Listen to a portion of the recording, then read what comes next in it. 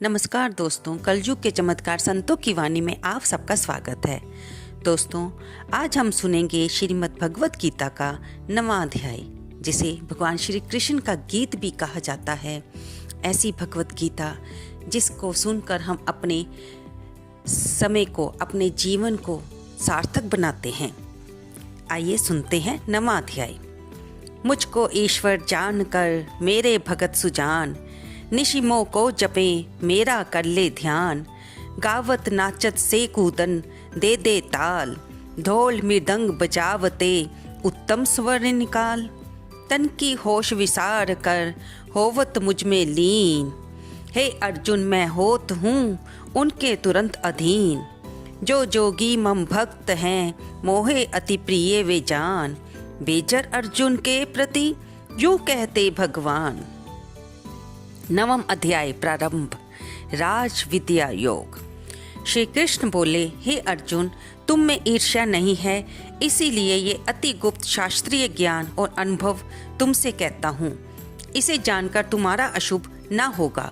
ये ज्ञान सब विद्याओं में श्रेष्ठ तथा सब गोपनीयों में गुप्त एवं परम पवित्र, उत्तम प्रत्यक्ष फल वाला और धर्म युक्त है। साधन करने में बड़ा सुगम और नष्ट नहीं होता।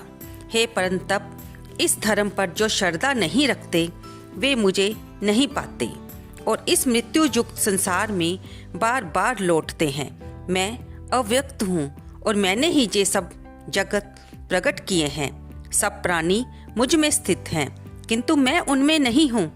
मुझ में सब भूत भी नहीं है। मेरा जे ईश्वरीय कर्म देखो, मेरी ही आत्मा सब भूतों का पालन करते हुए भी नियत नहीं है। जिस प्रकार सर्वत्र बहने वाली महान वायु समस्त आकाश में व्यापत है, उसी प्रकार सर्वत्र भूत मुझ में है, ऐसा समझो। हे कौन्तेय, सभी जीव कल्प के अंत में मेरी प्रकृति में आ मिलते हैं और कल्प के प्रारंभ में उनको फिर उत्पन्न करता हूँ। अपनी प्रकृति का आश्रय लेकर उसके गुण व स्वभाव वाले समस्त भूत वर्ग को मैं बार बार उत्पन्न करता हूँ। हे धनंजय, मेरे ये कर्म मुझे नहीं बांधते, क्योंकि मैं उदासीन की तरह इनमें आसक्त नहीं हूँ और स्थिर हूँ। मैं अध्यक्ष होकर प्रकृति द्वारा चराचर जगत को उत्पन्न करता हूँ।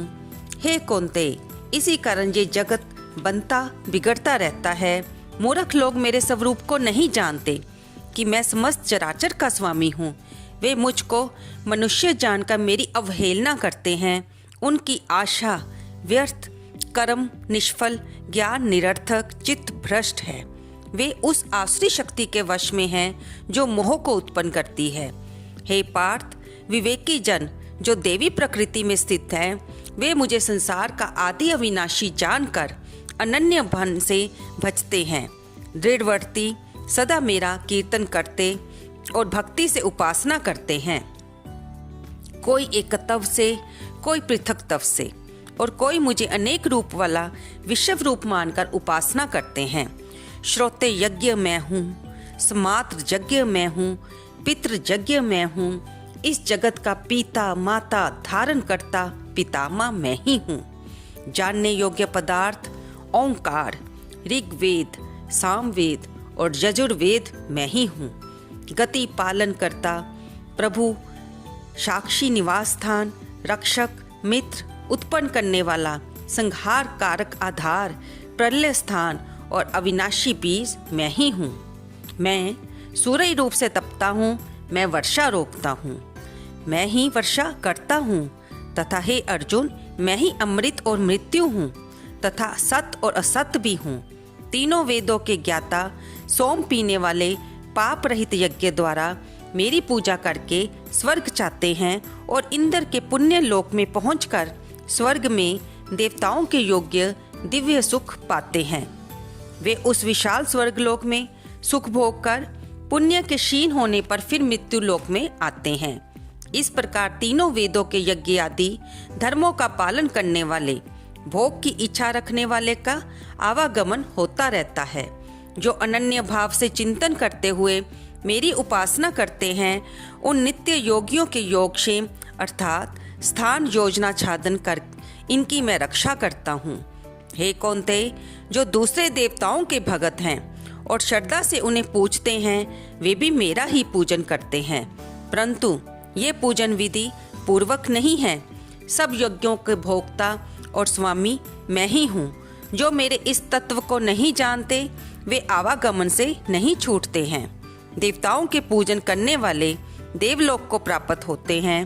पितरों के पूजक पितृलोक को पाते हैं।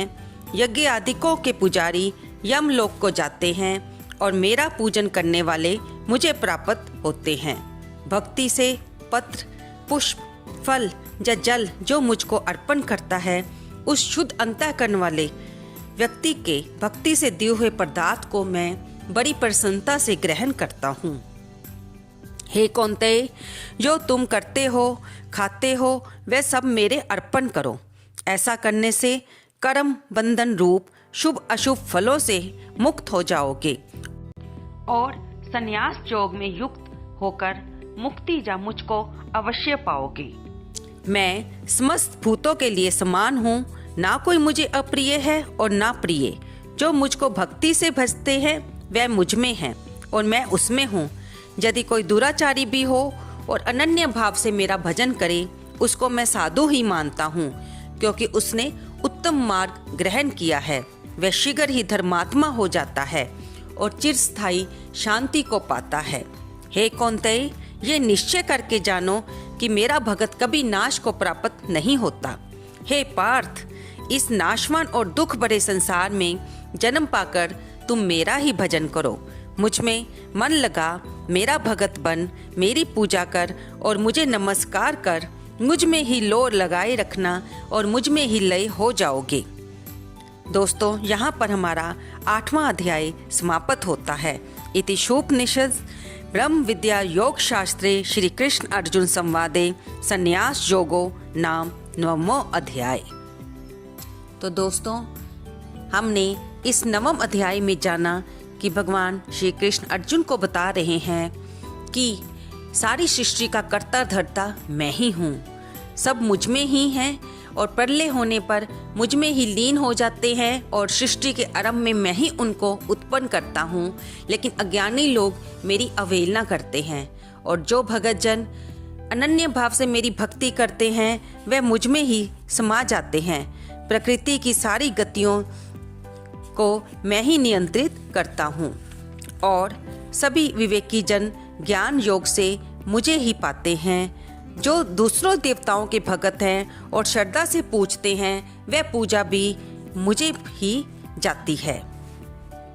तो दोस्तों, इस प्रकार भगवान श्री कृष्ण अर्जुन को भी यही कहते हैं कि तुम जो करते हो, जो भी खाते हो, वह सब मेरे अर्पण कर दो। कर्म बंधन रूप शुभ अशुभ फलों से तुम मुक्त हो जाओगे और ऐसा करने से संन्यास योग में युक्त होकर मुझे ही पाओगे। आपको ये कथा कैसी लगी? कृपया इसे लाइक करें, शेयर करें और कमेंट में अवश्य बताइए। धन्यवाद दोस्तों।